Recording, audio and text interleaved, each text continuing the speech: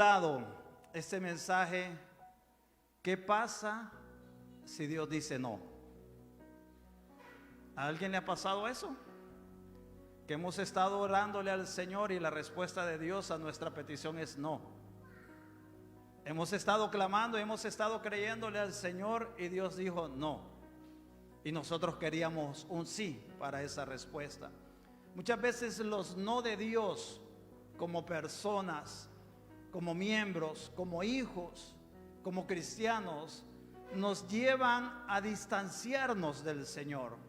Muchas veces el no de Dios por aquello de lo cual yo he estado orando, por lo cual aquello yo he estado creyendo, por lo cual, y parece muchas veces que fuese hasta contradictorio, yo he puesto fe para que sea un sí de Dios y su respuesta es no. Nos desmotiva, nos hace perder el ánimo de seguir adelante y queremos tirar la toalla y queremos decir, ¿saben qué? Si esto es así, mejor no sigo adelante, mejor hasta aquí. Y lo más fácil que sucede es ausentarnos de la congregación, ausentarnos y póngale que bien que nos ausentáramos, entre comillas, bien, ¿verdad? De la congregación, pero nos alejamos de la relación con Dios.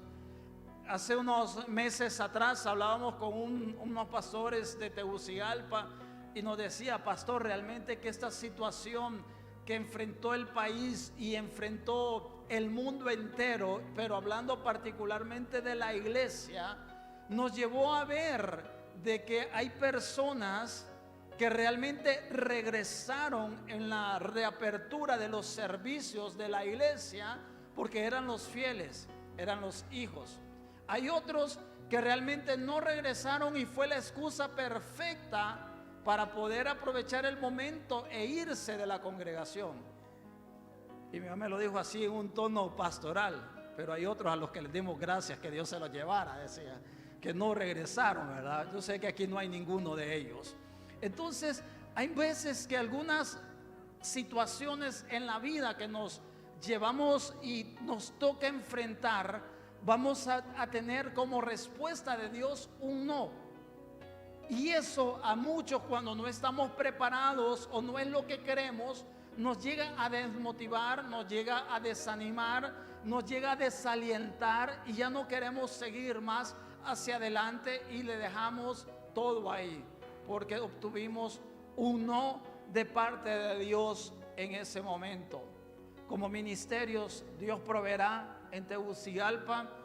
Podemos decir que realmente este tema de la pandemia y les digo, no es que sea falto de fe, no es que nos falte la fe, pero sí nos ha golpeado realmente.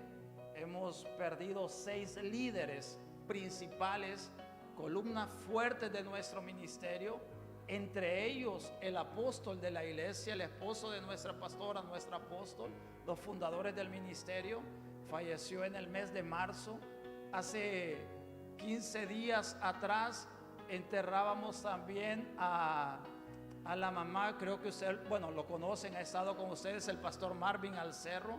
Nos tocó sepultar a la mamá también. Entonces, y cuando hemos pasado ese proceso de estos hermanos del ministerio y los hemos tenido internos, han estado ahí y nosotros hemos estado orando, haciendo ayunos, vigilias, pero Dios dijo no. Esa fue su respuesta, no.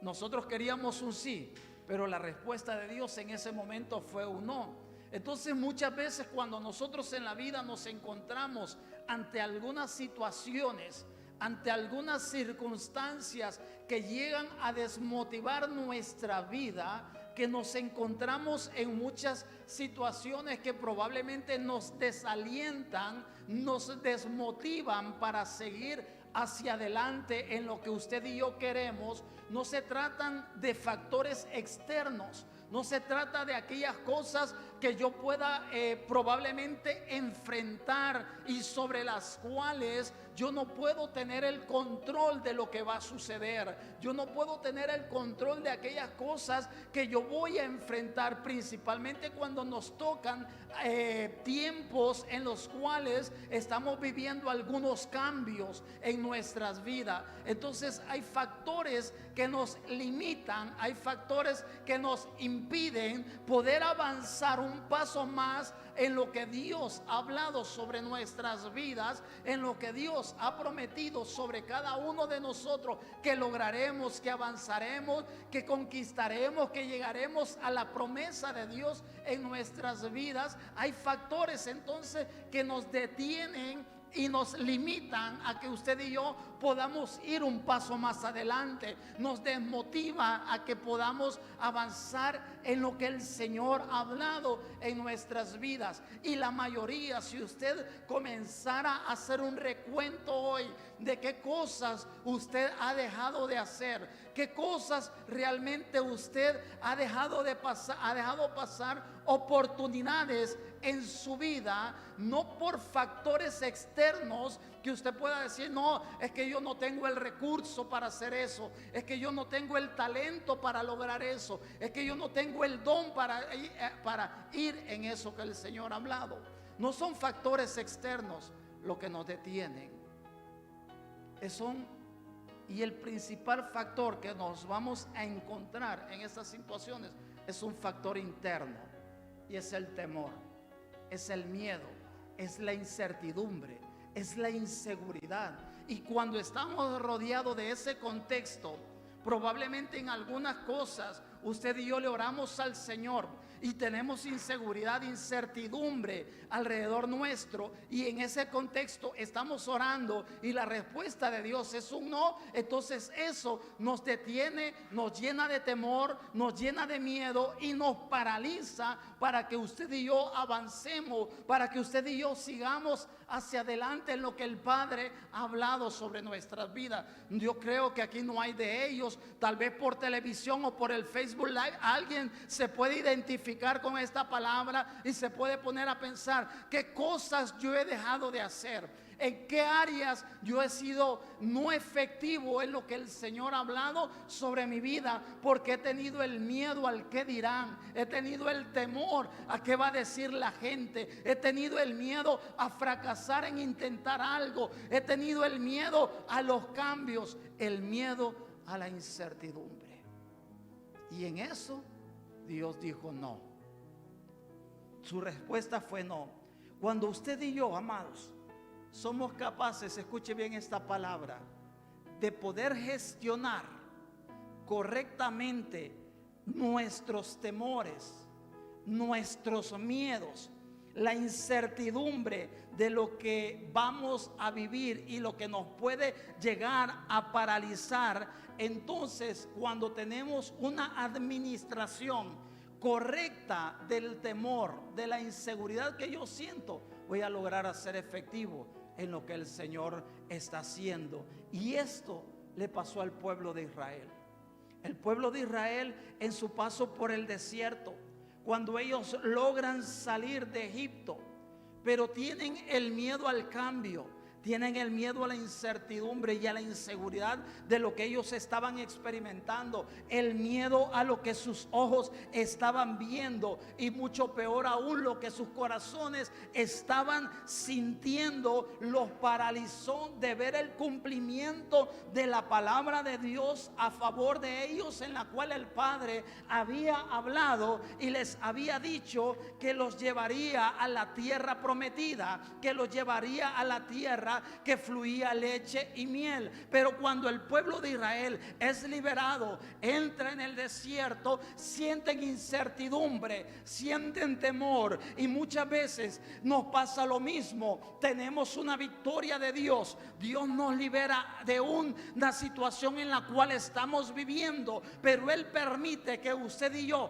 entremos en una etapa transitoria de nuestras vidas y se nos olvida lo que Dios hizo hizo ayer. Se nos olvida de dónde Dios nos sacó. Se nos olvida de dónde el Padre nos había liberado, y saber que lo que usted y yo hoy vivimos es transitorio, es momentáneo, es pasajero. Entonces Israel se le olvidó eso, que el desierto era algo transitorio. Alguien tiene que saber que el contexto de vida que está pasando y viviendo es momentáneo y es pasajero. Se lo vuelvo a repetir. Alguien tiene que saber que el contexto de vida que está viviendo es momentáneo y es pasajero, es transitorio. No es el lugar de destino, no es el lugar, no es la parada final. Es un momento pasajero donde Dios nos quiere llevar. Y probablemente en el desierto hemos escuchado un no de parte de Dios, pero ese no de parte de Dios es para recuperarnos, para guardarnos de un sí que usted y yo estamos esperando, porque el no de Dios se vuelve más seguro que el sí nuestro.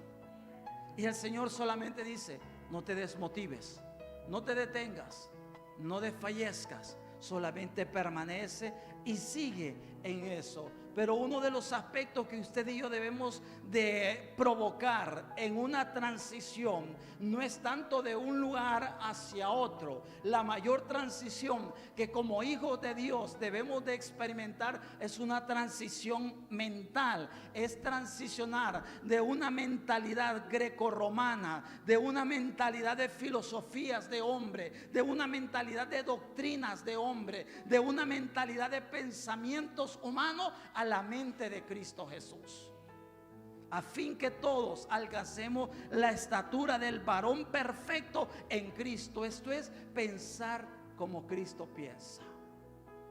Y esto a los evangélicos nos cuesta un poco más.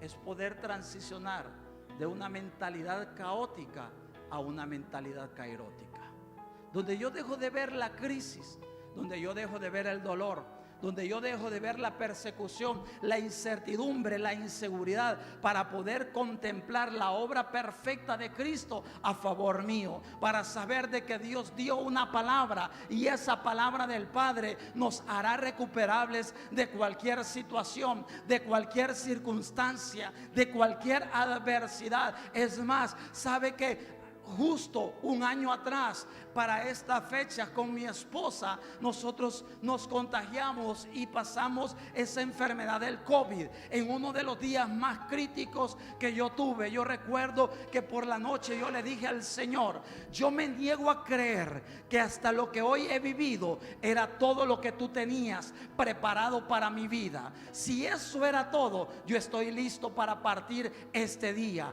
Pero si tú todavía no has terminado el propósito de lo que vas a hacer en mi vida, yo sé que de esta yo me levanto. Al día siguiente, como que nada había pasado, estaba de pie, porque cuando hay propósito sobre la vida de alguien, eres recuperable ante cualquier circunstancia, ante cualquier adversidad. Por ello lo que hoy vivimos es temporal, por ello lo que hoy vivimos es transitorio, por ello lo que hoy vivimos puede ser el dolor más fuerte en nuestras vidas, pero eso también pasará. Y la Escritura habla y dice que esto producirá en nosotros un cada vez mayor y más eterno peso de gloria. Por lo tanto, lo que hoy estoy llorando, mañana lo estaré celebrando. Por lo tanto, lo que hoy me tiene enlutado, mañana yo estaré gozoso. Por lo tanto, lo que hoy tengo inseguridad, mañana estaré triunfante. Esto no se trata que todo será fácil, pero que todo, dice la Escritura, todo obrará para bien. Cuando nosotros vimos la pérdida de cada uno de estos seres queridos en el ministerio, la pregunta que todos nos hacemos es: ¿por qué, Señor? ¿Por qué? Si oramos, somos de fe, ayunamos, leemos la palabra, ¿por qué? Porque es mi buena y perfecta voluntad. Y aunque no lo quiera asimilar, aunque me cueste creerlo, es la voluntad de Dios y no la nuestra. Entonces, cuando estamos ahí en esos escenarios, cuando estamos ahí en esos contextos de vida, no, el problema no es el miedo. Hay muchas personas, y créame que yo he sido uno de ellos, de que no me gusta decir, ¿por qué si la gente está en el supermercado, está en el trabajo, por qué no está en la iglesia? Porque seguro la gente necesita comer, necesita trabajar para llevar el alimento a su casa. Pero si la gente está en la fiesta, está en los cumpleaños, está en los parques, está en los malls, ¿por qué no está en la iglesia? Ahí sí, porque ha llegado el miedo, ha llegado el temor, o ha sido la excusa perfecta de muchos para alejarse. Pero entonces el problema no está en tener miedo, pastor. Entonces, pero si yo vengo con la mascarilla, es que tengo miedo. Si en la iglesia me untan gel, es que tienen miedo. No, eso es sabiduría, y la sabiduría no es distante a la fe. La fe no excluye la sabiduría, son incluyentes una y lo otro. Entonces el problema no está en sentir miedo, el problema no está en sentir el temor, el problema no está en la inseguridad, el problema está cómo usted y yo reaccionamos ante esas situaciones. Y bendita palabra de Dios, escúchelo bien, bendita palabra de Dios, que no deja cabos sueltos, que no deja nada al aire. Y esto era la introducción para ello, lo que vamos ahora, porque la escritura nos muestra un claro ejemplo de qué hacer en la inseguridad. La escritura nos muestra un claro ejemplo de qué hacer frente al temor. ¿Alguien ha estado ahí? Yo muchas veces. Usted, pastor, seguro. Muchas veces he tenido temor. Muchas veces me he sentido inseguro. Muchas veces he dicho, ¿y qué va a ser el del mañana? ¿Qué podrá hacer? Pero bendita palabra de Dios, porque como pastores, líderes, ministros, hombres y mujeres de Dios, no somos superhéroes. Somos seres humanos que sentimos. El que estemos hoy aquí reunidos no nos hace humanamente distintos a los de afuera. Tenemos y mucho más temores que los que están allá. Inseguridades y desmotivaciones de seguir adelante más que cualquiera. Pero bendita palabra de Dios que no deja cabos sueltos y nos muestra el mayor ejemplo. El hombre más perfecto que puso la planta de sus pies sobre la tierra, tuvo miedo, tuvo temor a la inseguridad, tuvo miedo a lo que estaba por venir delante de él.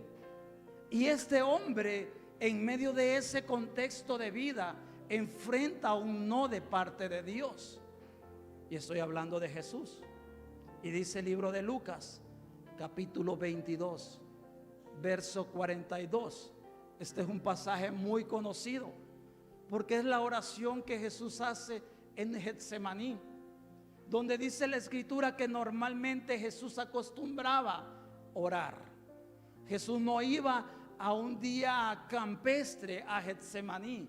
Jesús no se retiraba a Getsemaní a pasar un momento nada más. Ese era el lugar de oración. Y sin hacerle publicidad, ese era su cuarto de guerra. Ese era donde él iba a orar, donde Jesús se retiraba con sus discípulos para tener esos momentos de intimidad y de relación con el Padre. Y ante un momento que marcaría la historia de la humanidad completa, que aún sin ser religiosos, creyentes, el mundo entero sabe de la cruz de Cristo. Un evento que marcó la historia de la humanidad. No lo encuentra solamente en la Biblia, lo encuentra en los libros de historia.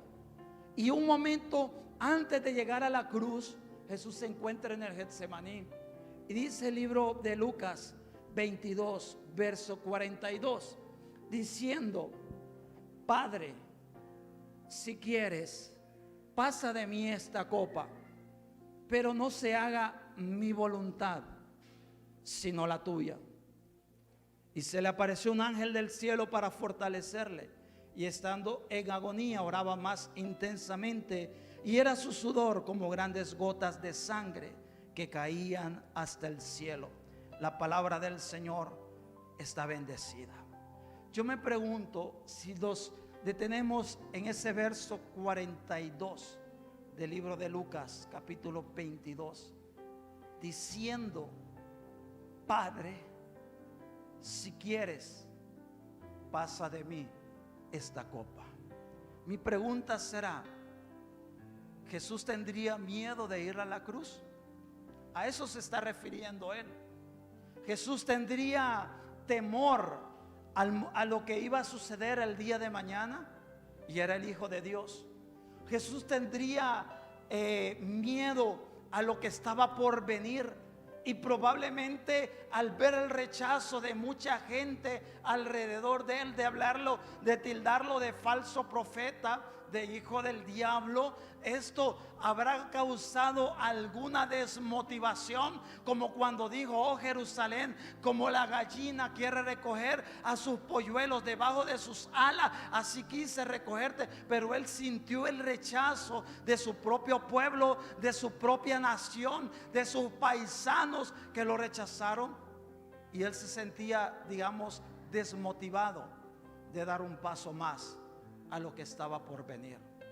Seguro, y no lo digo yo, lo está diciendo un experto en la materia, y yo sé que usted lo sabe muy bien, porque este relato solamente lo encontrará en Lucas. Y Lucas no era cualquiera. Lucas era un médico de profesión. Lucas también era un pintor. Él tenía una doble profesión. Él era médico y él era pintor. Pero aquí él está dando un punto de vista científico de lo que está sucediendo en Jesús. Y el único evento, o mejor dicho, el único evangelio que relata este evento de lo sucedido es Lucas, donde él menciona que estando Jesús en agonía, su sudor eran como gotas de sangre que caían al piso, que caían al suelo. A este evento la ciencia médica lo llama hematidrosis. ¿Qué es la hematidrosis? ¿O qué produce una hematidrosis? No soy médico tampoco, pero lo he leído. Y la hematidrosis es un evento que se produce cuando una persona está expuesta a altos grados de temor, de miedo, de estrés y de inseguridad. Y ese temor, ese miedo en esta persona produce que su sudor comience, o que por sus poros comience a brotar sangre. El sudor se torna en sangre, pero es producto del miedo, del temor. Entonces, lo está diciendo un médico, lo está diciendo Lucas. Jesús estaba experimentando una hematidrosis. Jesús estaba experimentando un evento producto del miedo, de la inseguridad y la incertidumbre de lo que estaba por aproximarse a Él. ¿Cuántos hemos estado en esos momentos de dolor? ¿Cuántos nos ha tocado estar en esas experiencias de ya no tengo nada más que hacer? Confié en esta y esta persona, pero me fallaron. Es más, no aquí con los pastores Ochoa. Confié en un pastor, los que nos ven por televisión o por el Facebook, y mis pastores me fallaron. Ya no tengo nada más que hacer. Y nos encontramos ahí en ese extremo de inseguridad, y Jesús comenzó a brotar sangre. Y en esa condición, ahora vea el otro lado de la moneda. Si la escritura dice, si vuestro Padre Celestial, si ustedes, en una ocasión Jesús dice, siendo hombres perversos de corazón, hombres duros de corazón, si su hijo les pide un pedazo de pan, no les van a dar una piedra, cuánto más vuestro Padre Celestial que está en los cielos. Por favor, sígame en esto. Jesús le está poniendo a Dios como un ser y un Padre lleno de amor, que así lo es, con un ser y un padre amoroso y hace esa comparación. Si ustedes, que son hombres perversos, dan buenas dádivas a sus hijos, cuánto más vuestro Padre Celestial no les dará todo lo que pidan a Él. Entonces Jesús nos muestra a un Padre que concede las peticiones de nuestro corazón, pero tenemos en este escenario a un hijo que está totalmente lleno de temor, que está totalmente lleno de miedo, y le dice: Padre, si es posible, pasa de mí esta copa. Jesús no le faltó fe, Jesús no le faltó oración, Jesús no le faltó ayuno. Jesús estaba en un momento crucial de la vida y le dice: Padre, si es posible, pasa de mí esta copa. Y su cuerpo natural, su cuerpo humano expresó el alto grado de temor, de miedo que este hombre estaba enfrentando, que comenzó a sudar sangre. Imagínense al Padre amoroso, al Padre celestial, viendo a su hijo sudar sangre y pidiéndole: pasa de mí esta copa. Y la respuesta de Dios fue: no. Dios le contesta un no a Jesús. Pero Jesús le dice: no se haga mi voluntad, sino la tuya. Porque muchas veces podemos estar en ese contexto de vida, muchas veces podemos estar en esa situación y nosotros le decimos: Dios, provéeme un buen trabajo, y Dios dice: no. Dios, provéeme o sáname de esta enfermedad, y Dios dice: no. Dios, se restaura a mis hijos, y Dios dice: no. Pero es que ese no de parte de Dios es para rescatarnos muchas veces de lo que probablemente más adelante podría ser nuestra perdición, porque le decimos: Dios, provéeme un trabajo, y si Dios dice sí, ese trabajo nos alejará del Dios que nos dio el trabajo.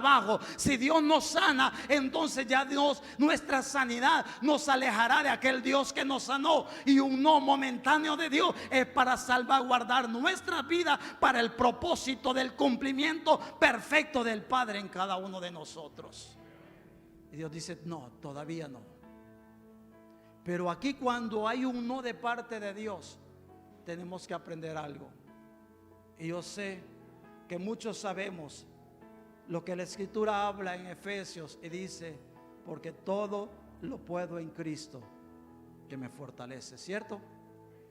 Pero un par de versos atrás, ese mismo escritor dice: porque he aprendido a contentarme, cualquiera que sea mi circunstancia. Entonces, lo que Pablo está diciendo: he aprendido a decirle gloria a Dios, aleluya al que vive por los siglos de los siglos, cuando su respuesta fue sí a mi petición. Pero de la misma manera he aprendido a levantar mis manos y decirle gloria a Dios cuando la respuesta de Dios a mi petición fue un no. He aprendido a contentarme cualquiera que sea mi circunstancia. Si Dios me sana, yo levanto mis manos y doy gloria a Él. Pero si igual no me sana, yo levanto mis manos y doy gloria a Él, porque sé que me encuentro en la voluntad perfecta, agradable del Padre para mi vida, porque sé que lo que estoy viviendo es para perfeccionar mi crecimiento en el carácter de Dios en mi vida, y eso no me detendrá, porque un no de Dios es para mantenernos en el lugar más seguro que puede existir, y es en la voluntad del Padre. El lugar más perfecto en el cual usted y yo podemos estar es estar en la voluntad de Dios. Por ello Jesús dice: pero no se haga mi voluntad sino la tuya. Cuando Jesús está orando, cuando Jesús se derrama delante del Padre, cuando Jesús expresa su temor y le dice: Señor, si es posible, pasa de mí esta copa. Jesús le está diciendo: Señor, tengo miedo de ir a la cruz. Señor, tengo miedo de saber lo que humanamente voy voy a sufrir en ese lugar, en ese momento. No será nada fácil, pero Señor, yo hago algo. Yo acepto cualquiera que sea tu voluntad. En medio de la incertidumbre, la inseguridad, la desmotivación que podamos estar enfrentando, la mejor salida que tenemos es aceptar la voluntad de Dios. Y Jesús le dijo: no se haga mi voluntad, sino la tuya. Cuando usted y yo aceptamos la voluntad de Dios, amados, cuando usted y yo reconocemos que la voluntad del Padre tiene que cumplirse en nuestras vidas, esto no quiere decir que necesariamente nuestra situación va a cambiar. Esto no quiere decir que lo que yo estoy viviendo va a cambiar. Jesús oró al Padre y le dijo: Señor, acepto tu voluntad. Pero la situación no cambió. La situación seguía siendo la misma. A Jesús lo esperaba la cruz. A Jesús lo seguía esperando la cruz. Entonces, pastor, ¿de qué me sirve orar? Pastor, ¿de qué me sirve aceptar la voluntad de Dios? Si entonces lo que me espera será lo mismo, no va a cambiar nada, la circunstancia será la misma. ¿Quieres saber qué sucede? La situación no cambia. Cuando usted y yo aceptamos la voluntad de Dios, la situación no cambia. Lo que sucede y lo que cambia es que, valga la repetición de palabra, usted y yo cambiamos en medio de lo que vivimos. Jesús tenía miedo de ir a la cruz.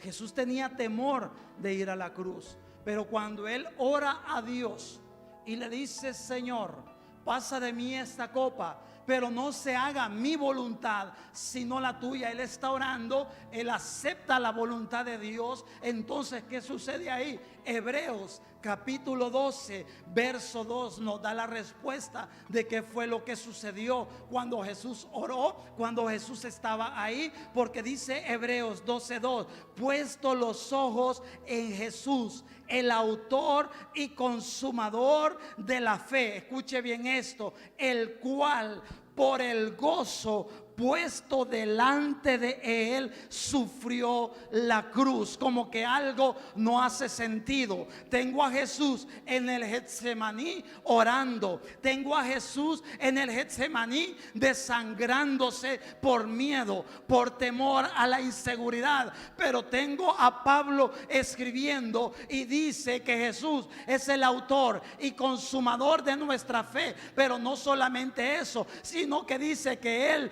por el gozo que él tenía, logró abrazar la cruz. Cuando Jesús acepta la voluntad del Padre en lo que él está viviendo, Dios le cambió el miedo por gozo. Dios le cambió la inseguridad por gozo. Por ello Pablo dice: por el gozo puesto delante de él, él abrazó la cruz. En otras palabras, Jesús iba gozosamente temeroso a la cruz. Por eso Jesús iba gozosamente inseguro a la cruz. Alguien hoy tiene que saber que estamos aceptando la voluntad de Dios. No será lo que yo quiero, no será lo que yo espero, pero de algo sí tengo la seguridad: que Él cambiará nuestro dolor, que Él cambiará nuestra agonía, que Él cambiará nuestro llanto, que Él cambiará nuestra inseguridad por el gozo puesto en cada uno de nosotros. ¿Alguien dice amén a ello? Y como no les voy a cantar porque me dejan solo, pero como dice ese cantito o ese corito: el gozo que tengo yo, el mundo no me lo dio, y como no me lo dio, tampoco me lo puede quitar. Entonces puedo estar en una mazmorra y ahí canto alabanza, que liberta al cautivo.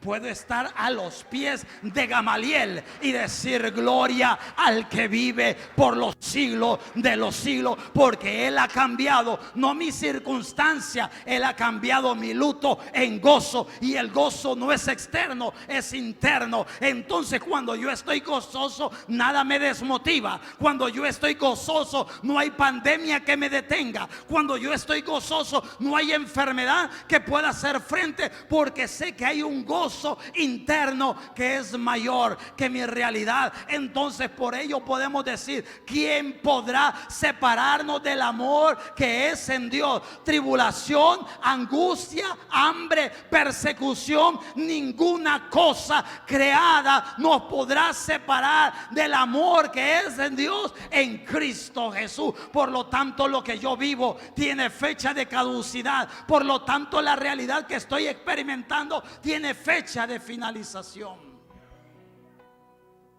porque Dios lo dijo y Él lo va a cumplir. Entonces debemos de aceptar la voluntad de Dios. Es más, proféticamente voltea a ver a su hermano de a la par y dile: acepta la voluntad de Dios y prepárate para recibir su gozo. Entonces imagínense a Jesús ahí, después de estar desangrándose en sudor, o su sudor como gotas de sangre a causa del miedo. Pablo dice que él abrazó la cruz por el gozo que había dentro. ¿Y en qué momento sucede eso, pastor? ¿Dónde dice la Biblia? Bien, dice la Escritura que Jesús oró al Padre y le dijo: Señor, si es posible, pasa de mí esta copa, pero no se haga mi voluntad sino la suya. ¿Estamos ahí? Él acepta la voluntad de Dios. Cuando usted y yo orando, no del diente al labio, orando donde nadie nos ve, no en público, ahí en nuestra intimidad, en medio del llanto, pastor, y los hombres lloran más que las mujeres. Ahí, en medio del dolor, le decimos: Señor, no se haga mi voluntad sino la tuya. ¿Qué sucede? El cielo contesta a nuestro clamor. El cielo responde a lo que usted y yo estamos orando, estamos viviendo. Porque Jesús, en medio del dolor, de la crisis, de la inseguridad, le dice: Señor, no se haga mi voluntad sino la tuya. La respuesta de Dios fue un no a la petición de Jesús. Dios le dijo: no, este no es parte del propósito, y el propósito no es negociable. Escúchelo bien: su propósito y mi propósito, que es el propósito de Dios, no es negociable por nada. Y Jesús estaba ahí y le dice: Señor, no se haga mi voluntad sino la tuya. Y como el propósito de Dios no era negociable, aún con Jesús, su respuesta fue no. Y cuando acepta la voluntad de Él, Pablo dice que Él recibe el gozo. ¿En qué momento?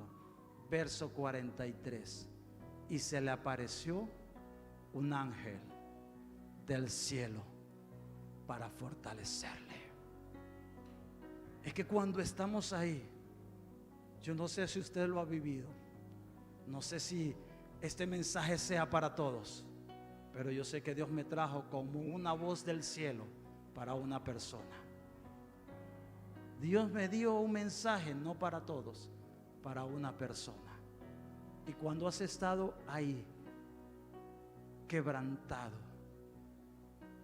que ni la familia lo ha visto, pero el cielo ha visto tu clamor, y le ha dicho: Señor, he entendido lo que significa comprar la verdad y no venderla. Señor, he entendido lo que significa tener una palabra de parte de Dios, y que esa palabra me hace recuperable de cualquier situación.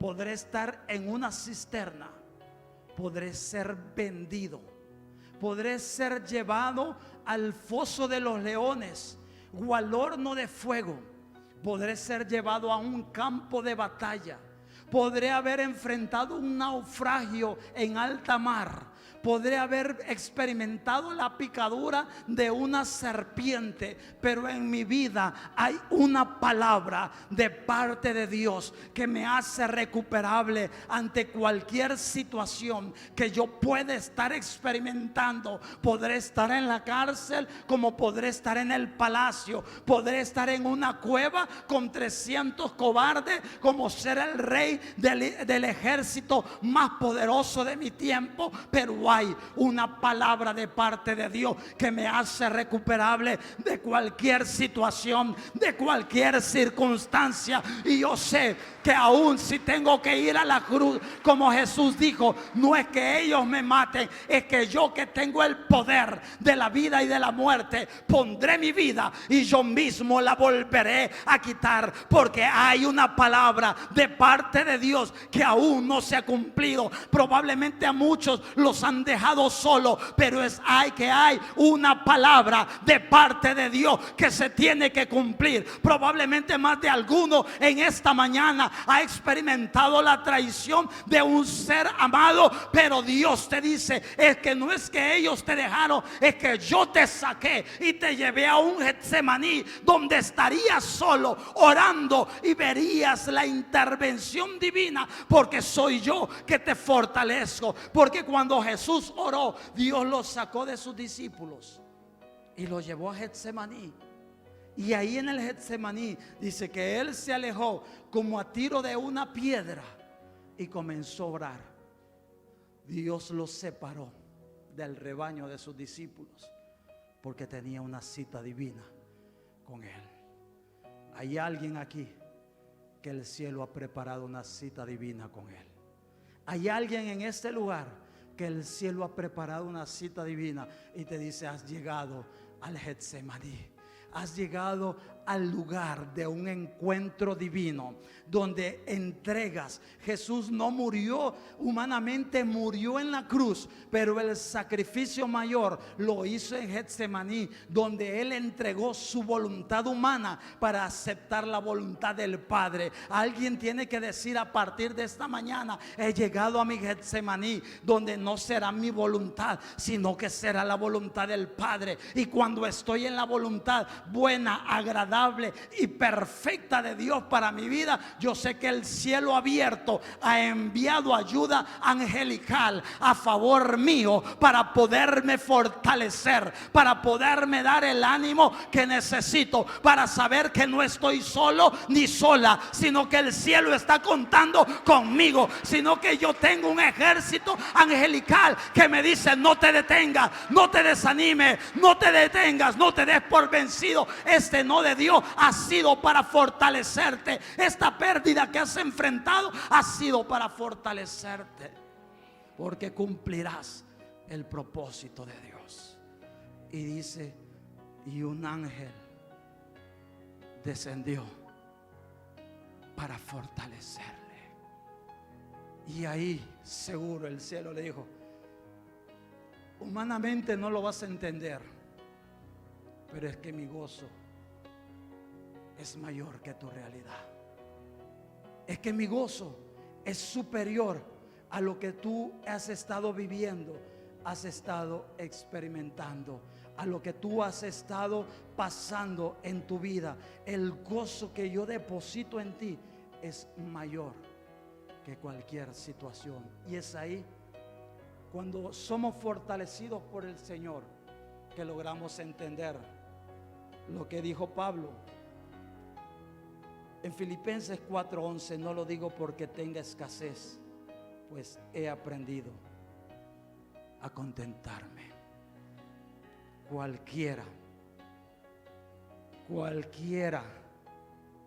que sea mi situación, cuando estamos en medio de una prueba o en medio de una situación difícil, lo que más podemos experimentar es el desánimo, lo que más podemos experimentar es decir, ¿y si ser cristiano se trata de dolor, se trata de sufrimiento? ¿Para qué seguir adelante? ¿Para qué ir a la iglesia? ¿Para qué hacer esto? Y nos desmotivamos. Nos hace paralizarnos. Y cómo esto realmente logra afectar nuestras vidas.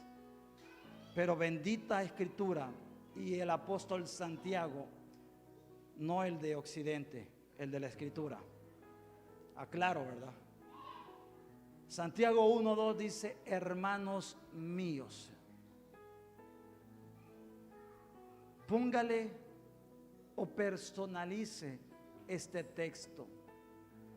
Familia Sinaí, Iglesia Sinaí, tened por sumo gozo cuando os halléis en diversas pruebas.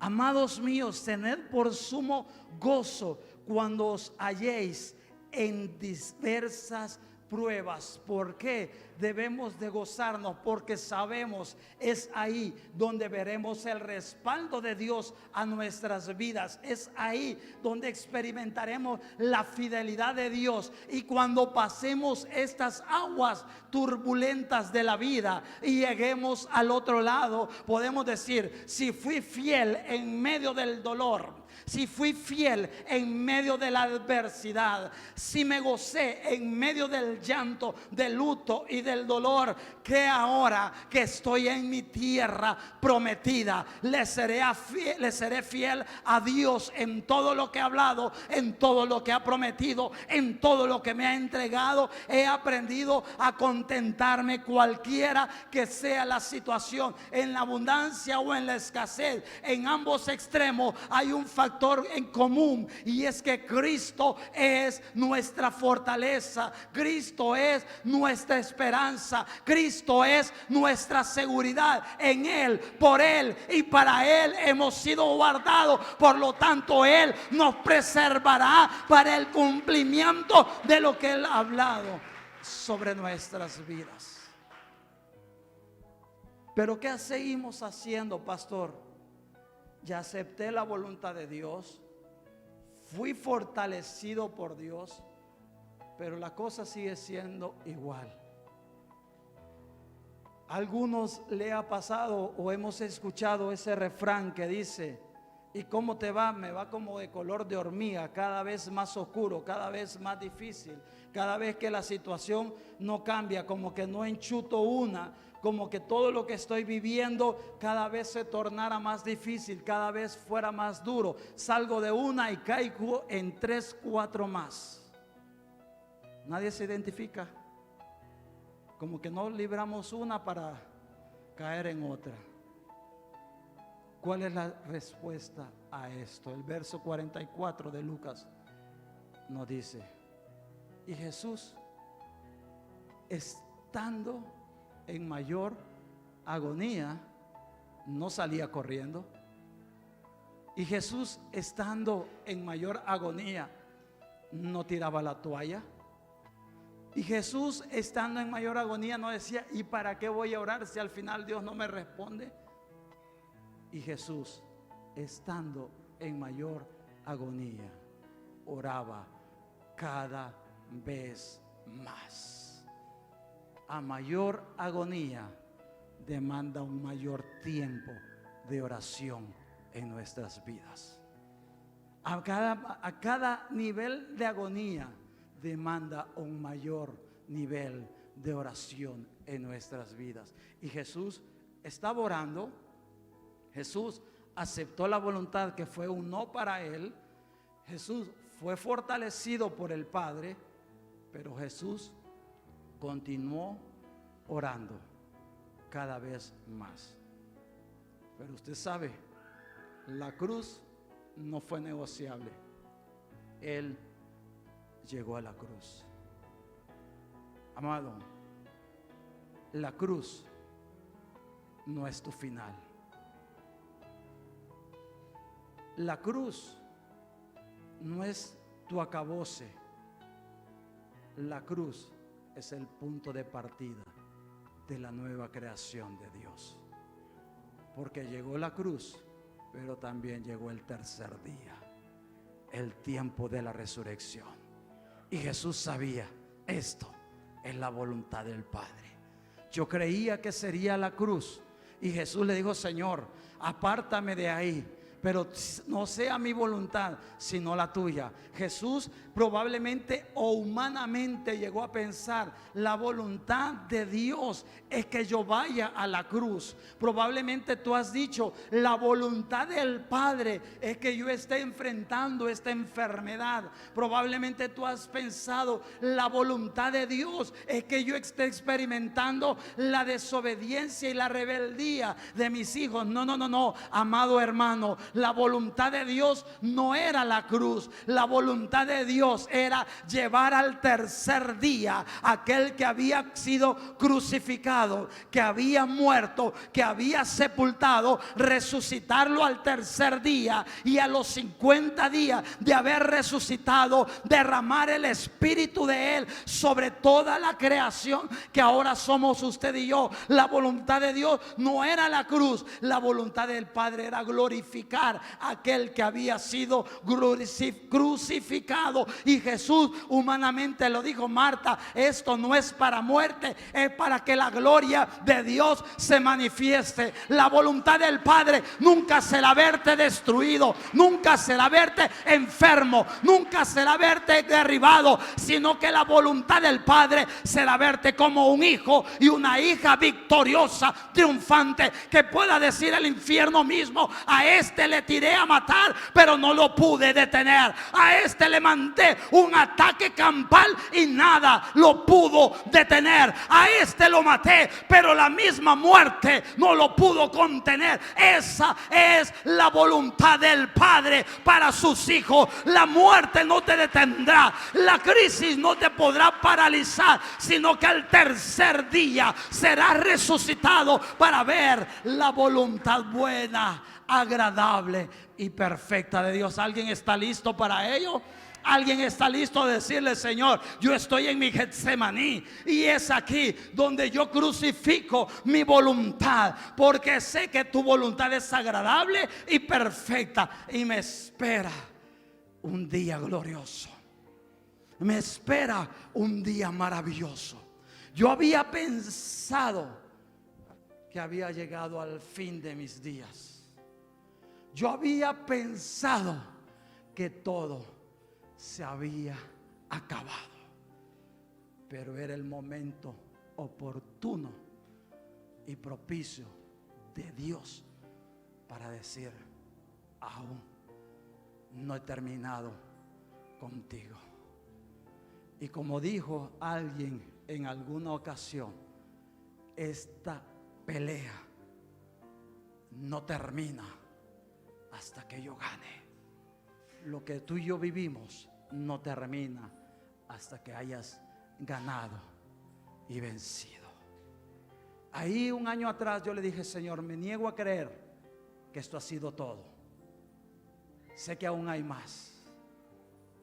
Hace 20 años atrás también enfrentamos un proceso difícil, judicial, donde todo el mundo nos abandonó y todo el mundo nos dejó atrás, o abandonados y solos.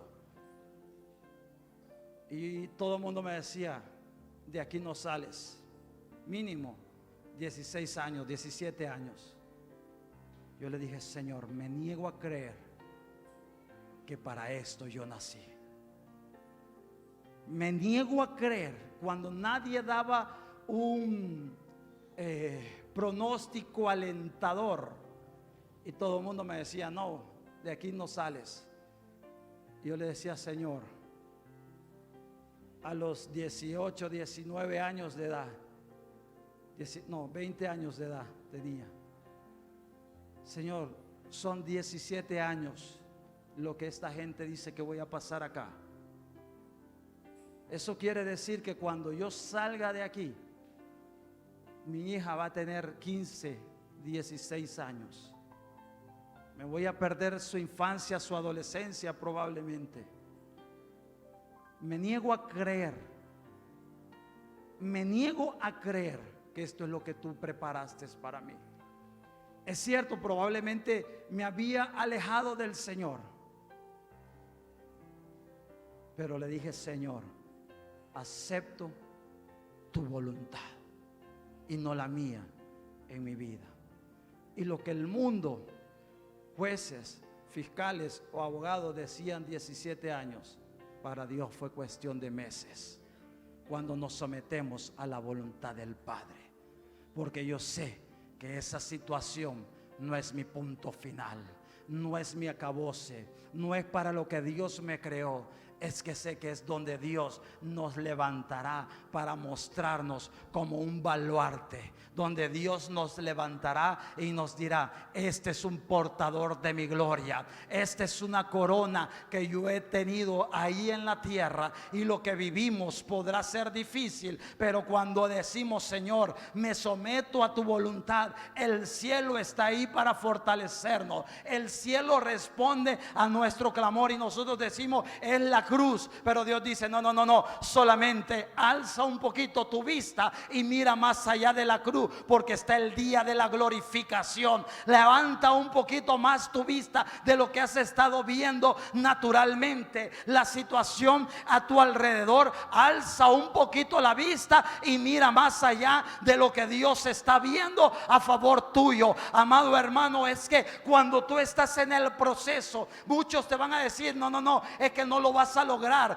tú no lo vas a poder hacer. Pero tú tienes que decir: un momento, yo voy a levantar mi vista y voy a ver lo que Dios ve, voy a verme como Dios me ve, voy a caminar como Dios me ve que camine, voy a hacer el sueño de Dios hecho realidad aquí en Talanga, voy a hacer la boca de Dios que hable en esta ciudad, voy a hacer los ojos de Dios que vean sobre esta ciudad, voy a hablar lo que el cielo está hablando a favor de eso. Porque yo no veo la cruz, yo veo más allá de la cruz. La voluntad de Dios no fue la cruz. La cruz fue el medio que el Padre utilizó para llevar a Jesús a su voluntad perfecta. Por ello, amados, lo que vives es temporal, es pasajero. No te desmotives. Aun cuando Dios dice no, no te desalientes. Aun cuando ves que todo se está yendo al abismo, permanece fiel, porque de ahí Dios es experto de levantarte. Aunque Él me matare, en Él esperaré, dijo, porque Él es especialista de escribir derecho en renglones torcidos, y Él es especialista en darle giro a nuestra vida en lo que usted y yo experimentamos. Yo le pido se pueda poner de pie esta mañana. Y probablemente has estado ahí y hemos estado en esa situación, pero es el día, es el momento en el cual Dios no nos trajo a Sinaí físicamente o al auditorio de Sinaí. Es el día donde Dios nos ha llevado a un Getsemaní, para que ahí en ese Getsemaní crucifiquemos nuestra voluntad, para que ahí en ese Getsemaní usted y yo podamos ser fortalecidos, para que usted y yo ahí en ese Getsemaní podamos desarrollar una vida continua de oración. Jesús, a mayor agonía, más oraba intensamente. Usted y yo, como seres humanos, solo hay algo que podemos hacer sin cesar, y la Biblia nos habla a que usted y yo debemos orar sin cesar. Humanamente solo hay algo que podemos hacer sin parar. Usted come, termina de comer. Usted vino a la reunión de la iglesia, finaliza y se va. Usted comienza un nuevo día. Al anochecer, ese día termina. Todo tiene principio y fin. Usted entró en un proceso en su vida. Ese proceso tiene fecha de vencimiento. Todo tiene principio y fin. Solo hay algo que usted y yo podemos hacer sin cesar. Porque cuando paremos de hacer eso, humanamente hemos muerto. Usted duerme respirando. Usted trabaja respirando. Usted corre respirando. No puede dejar de respirar, porque el día que deje de respirar, ese día ha muerto ya, naturalmente. Por ello el apóstol escribe y dice: orad sin cesar, porque el día que usted y yo dejemos de orar, hemos muerto espiritualmente. Y Jesús nos dijo que ese es, o nos modeló en Getsemaní, un estilo de vida de oración. Porque es a través de la oración donde yo no hago que Dios haga lo que yo quiero, donde yo reconozco y acepto la voluntad del Padre. Es en medio de la oración donde usted y yo no recibimos aquello por lo cual hemos estado pidiendo. Es en medio de la oración donde usted y yo somos fortalecidos por el cielo. Es en medio de la oración donde el débil puede decir: fuerte soy, ya mis fuerzas no me dan para seguir adelante. Pero es ahí en medio de la oración donde el cielo dice: yo estoy contigo, no te dejaré ni te desampararé, sino que cumpliré el propósito para lo cual te envié a este mundo. Es ahí en la oración donde somos fortalecidos. Y Jesús orando le dijo: Señor, si es posible, pasa de mí esta copa, pero no se haga mi voluntad, sino la tuya.